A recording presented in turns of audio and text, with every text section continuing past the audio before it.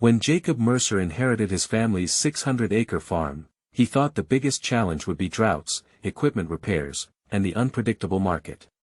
He never imagined that his real problem would come from a brand new luxury HOA development built next door. For generations, Jacob's farm had relied on a narrow gravel access road that crossed land bordering the new community. It wasn't glamorous, but it was the lifeline that kept tractors moving, harvests flowing, and the farm operating. Then one day, the HOA board president, a woman infamous for controlling everything around her, decided that the road was an eyesore that didn't fit the image of her multi-million-dollar neighborhood. What happened next turned a simple property dispute into a financial war involving lawyers, surveys, county officials, furious homeowners, and a shocking discovery buried deep inside decades-old land records. Bro, when I first heard how this unfolded, I thought there was no way it could be real. But the deeper the conflict went, the more unbelievable the consequences became. And by the time it was over, an entire $40 million community found itself trapped by the very man they tried to push around. Jacob Mercer had spent most of his life on the same land his grandfather purchased shortly after returning from military service decades earlier. The farm wasn't some giant corporate operation backed by investors and lawyers. It was a working family farm built through years of sacrifice, long hours, and careful planning. Every fence line, every storage shed, and every acre carried a story. The property had survived economic recessions, severe storms, and fluctuating crop prices. Through all of it, the Mercer family managed to hold on to the land while countless neighboring farms disappeared. For years, the area surrounding Jacob's property remained mostly rural. The nearest town sat several miles away, and most of the neighboring land was either farmland or undeveloped fields. That quiet changed when a national real estate company purchased hundreds of acres bordering Jacob's western property line. Within months, bulldozers arrived. Trees disappeared. Roads were paved. Massive entrance signs went up. What had once been open countryside transformed into an upscale gated community filled with luxury homes. At first, Jacob didn't care. People were free to do what they wanted with their property.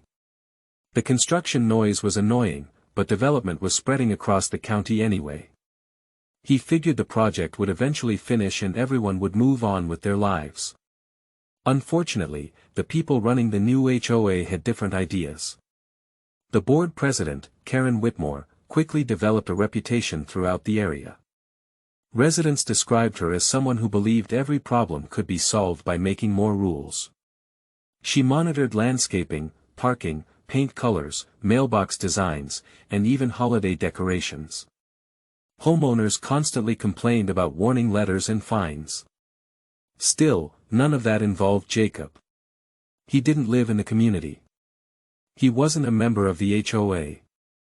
And he had absolutely no intention of becoming involved with their drama. Then Karen noticed the gravel farm road. The road had existed for decades.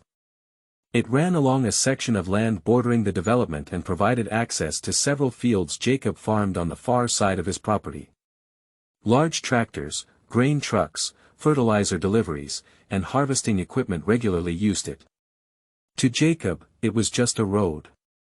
To Karen, it was a problem. 3 luxury homebuyers had spent enormous amounts of money for scenic countryside views. Karen believed farm equipment driving nearby ruined the community's image. She began complaining during HOA meetings about dust, noise, and traffic. Soon, homeowners started hearing exaggerated stories about dangerous machinery operating near the neighborhood. Most residents barely paid attention. The farm had been there long before the houses. But Karen became obsessed. County records clearly showed the road had been legally used for generations, yet she kept searching for ways to restrict it. She contacted county offices, zoning departments, and attorneys hoping to find some technical violation. Each time she was told the same thing. The farm road was lawful. Jacob assumed that would be the end of it. He was wrong. One morning during harvest season, Jacob drove toward the access road and nearly slammed on the brakes. A brand new decorative fence stretched directly across the entrance. Massive stone landscaping features blocked the remaining opening. Private property signs lined the area. The farm road was completely closed. At first Jacob thought construction crews had made a mistake. Then he spotted the HOA logo attached to the fencing. His stomach dropped. The closure wasn't an accident. Someone had intentionally blocked the only practical route to hundreds of acres of active farmland. And the timing couldn't have been worse. Harvest season had already started. Every day of delay could cost thousands of dollars. Bro, this is the part that blew my mind. Most people would have realized they were creating a huge problem and backed down immediately. Instead, Karen doubled down. What she didn't realize was that Jacob's family possessed something far more powerful than complaints, warning letters, or HOA attorneys. Buried inside old property records was a piece of history that would eventually threaten the future of the entire luxury community. And nobody in the HOA had any idea it existed. Jacob initially believed the situation could be resolved with a few phone calls. After all, no reasonable person would intentionally block access to an active farm during harvest season and expect there to be no consequences. He contacted county officials, documented the obstruction, and attempted to follow the proper channels. The responses he received were encouraging, but government processes moved slowly. Unfortunately, crops and harvest schedules did not. Every day the road remained blocked, Jacob's losses increased. Equipment had to take alternative routes that added hours to routine operations. Fuel costs skyrocketed. Deliveries became complicated. Contractors began charging additional fees. What should have been a profitable harvest was quickly turning into a financial nightmare. Meanwhile, Karen acted as if she had already won. The HOA circulated updates claiming the community had successfully eliminated what they described as an unwanted disturbance near the neighborhood entrance. Residents were told the changes would improve property values and preserve the area's upscale appearance. Many homeowners assumed everything had been handled legally. They had no idea a major conflict was unfolding behind the scenes. Jacob's attorney soon uncovered something interesting. The fence itself wasn't the biggest issue. The real issue was where it had been built. Surveyors hired to examine the area discovered that portions of the HOA's landscaping project appeared to extend beyond property boundaries. What Karen believed was community-controlled land was far more complicated than she realized. Historical maps, easements, and decades-old deeds painted a picture very different from the one presented by the HOA. As more records surfaced, the situation became increasingly uncomfortable for the development. Then came the discovery that changed everything. While researching archived county documents, Jacob's legal team found a forgotten collection of agreements dating back generations. Those records revealed that the Mercer family hadn't simply used the road for decades, they possessed legal rights tied to surrounding access corridors that predated the luxury development itself. And those rights extended far beyond a single gravel road. Bro, hearing this just blew my mind. The more attorneys investigated, the worse it looked for the HOA. What Karen thought was a simple road dispute was rapidly evolving into a property rights battle involving land that affected future expansion plans, emergency access routes, utility corridors, and undeveloped parcels surrounding the community. Suddenly, Jacob wasn't the one facing pressure. The developers, investors, and homeowners who had millions tied up in the neighborhood were starting to realize that Karen may have triggered a problem far bigger than anyone imagined. And when the full implications became clear, panic began spreading through the very community that had cheered when the farm road was blocked. What happened next turned the entire situation upside down. For months, Karen had operated under the assumption that the HOA held all the leverage. She had lawyers, a wealthy community, and the confidence that comes from believing someone else has no choice but to comply. But the deeper Jacob's legal team dug into county archives, the more devastating the truth became. The luxury community had a hidden vulnerability. Years earlier, when the developers assembled land for the project, they purchased multiple parcels from different owners. The process looked clean on the surface, but one critical detail had been overlooked. Several undeveloped strips of land surrounding the community had never been included in the final acquisition package. Most people ignored those narrow sections because they appeared insignificant on maps.